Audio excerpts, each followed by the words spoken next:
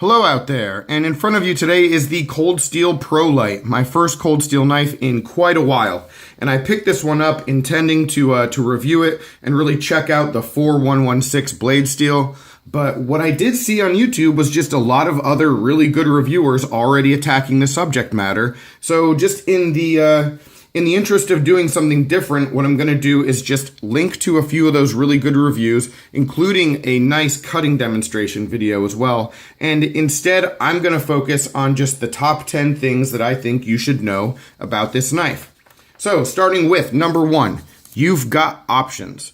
All right, you have a lot of options. Cold Steel does a great job of giving us a variety when it comes to a number of their models. This is no different. So we have 3 different kinds of blades. We have the clip point, which is this one. There's also a Tanto, and there's also a sport version. The sport version looks a whole lot like the clip point, except you have a like a thumb hole opening, and then there's a deep depression right here for your thumb to sit in, even deeper than this one.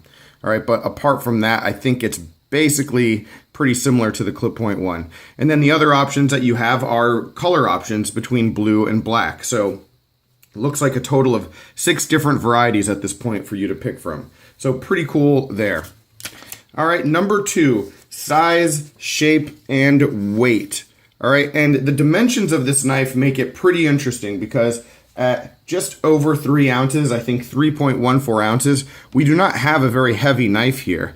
But it is a little bit deceiving because when I hold this in my hands, I really expect it to be even lighter than 3.14 ounces, but there is an overall length of 8 inches. So it is a pretty sizey knife in terms of length. And if you look just at a Benchmade 940 next to it, and then a mini grip, you can see, I mean, this is just a longer knife, which is going to help with ergonomics when we get to that point. But also, it is a thick knife too. It is not thin by any stretch of the imaginations. And so again, a big help when it comes to ergonomics. Let me bring in a Delica right here. It's that new Delica that I have. And you can see, even with those new scales, the Pro Lite is a thicker knife. So 3.14 ounces, really good when it comes to the weight. All right, now next, number 3, 4116 steel. What is that? Well, Cold Steel will have you think that it is a superior steel to 420 HC and pretty much, I think, on point with 440. I sort of agree. I use this knife really, really hard right out of the box, guys. I have beaten it up. I have gone after a ton of cardboard. It just so happened that I had a lot of projects around the house I had to do when I got this knife, and it has performed really admirably. I attacked a bunch of boxes and just had to touch it up. It took about 2 minutes to touch up and get razor sharp again, and then I really, really went to town with it. I mean, did about an hour straight of work, hundreds of cuts, and it took me a little bit of more time to get the razor edge back on it after that. But no problem with my Spyderco Sharp Maker. So if you have any kind of advanced sharpening system, it'll be a breeze for you. I mean, for me, like I said, just had to touch it up a little bit, and it's just gone and gone and gone. So, I mean, I obviously really like knives that have good edge retention. I prefer that type of steel. But if you have decent edge retention and it's really easy to maintain, that's just as good. And that's what this has really seemed to be. So I think I can't really say 4116 overall, but I can say that this knife specifically has outperformed the 420 that I've had in the past. Also, one other cutting test that I like to do is I like to cut garden hose. I have just a whole lot of extra garden hose from just a hose that exploded and I wasn't able to save all of it. And so I like to test on that, and you can see it's pretty thick, and this just sliced through it and then kept its edge pretty well. So impressed with the way that Cold Steel has worked with this specific steel. And I might even prefer it to their AUS 8 because it seems tougher. You know, I've had some chipping problems with AUS 8 from them in the past, and this one, none so far. All right, next, handle material. All right, so what we have with the handle material is glass-filled nylon, which is the same as what we had on the Tuff Lite. And I thought that I wouldn't have a problem with that because the Tuff Lite was just fine, but with a larger handle, you definitely notice the material more. You know, the Tuff Lite just fit in your hand in one specific spot, and this one is larger, so you do really get a different kind of grip on this handle material. Is it great? No, it's not, but it's one of those things that over time you get used to. You know, there's some knives that I don't really love the handle material and I never get over it.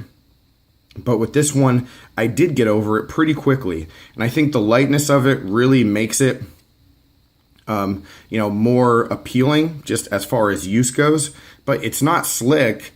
And so, I don't know, once you get used to the feel of it and the texture, it's more than okay. And that actually leads us right into the next topic, which is hot spots. All right, so one of the things I've noticed with GFN or other cheaper plasticky materials is that sometimes you get hot spots, especially during hard use. And I'm going to bring this closer to the camera and show you where. Because what happens, at least with me, if I can get this focused. All right, what happens with me is when my hand is gripping the knife really hard, these little edges, you know, your like excess skin will get pinched a little bit underneath the edges of the GFN. It's happened on a few models for me. And as I was using this knife heavily, it started to happen with this. But here's the good thing about this knife, is that it just naturally, my hand naturally just transitioned into a more comfortable position. And the size of the handle gives you that opportunity to find that sweet spot. Whereas with some other knives, where there are hot spots, you're sort of stuck in that hot spot. But like I said, as I was cutting and I was cutting heavily, I just found a naturally comfortable grip that didn't have any hot spots. And so after the first like 2 minutes with a little bit of discomfort, I was fine for the next hour. So really good there. Next, let's talk about these thumb studs, because this is an ambidextrous knife, right? When you're looking at the knife, you can open it either side, and you have the Triad lock, which makes it ambidextrous, and you also have a pocket clip that you can reposition, which we'll talk about in just a bit. But the interesting thing about the thumb studs that Cold Steel does, if we look at it from above, is that you can swap them out and get the larger size on either side if you want to open it left-handed instead of right. My one gripe is that I just wish both sides had the larger stud. I don't understand why they wouldn't. You know, me personally, being someone who takes my knife out of my right pocket but uses it in my left hand, sometimes I open my knife with my right hand, sometimes with my left. So I'd love to have the ability to get that good purchase on both sides. And I don't know why, like I said, I don't know why Cold Steel wouldn't just make both sides the larger, you know, the larger, more accessible stud. So, I mean, that's just me. There aren't probably very many people who open knives the way that I do, so it won't affect all of you. But the good news is if you are left-handed and carry left-handed, you can swap that over. So for most people, this will be a very big win. And honestly speaking, I can still open the knife left-handed using the smaller stud, so really not that big of a deal. All right, moving on and continuing with opening and closing. All right, this knife was very, very stiff out of box, which I'll continue to speak on in just a minute. But it is pretty smooth. You can flick it and get it open, which is nice. And now that it's broken in, I can close it one-handed. And with some really large Triad locks, it's hard to do that. So I wanted to show that on camera, that it is relatively easy to do that. It's obviously not going to be as easy as a lot of other models, but one hand opening and closing is possible here. So that is cool. And then next, a strong, stiff Triad lock. And I believe this is number 8 out of 10. Number 8, a strong, stiff Triad lock. It's a great Triad lock. It's tried and tested. Really, really strong and functional. It was extremely stiff out of the box, guys. So I don't know if this is going to happen with you if you pick this knife up.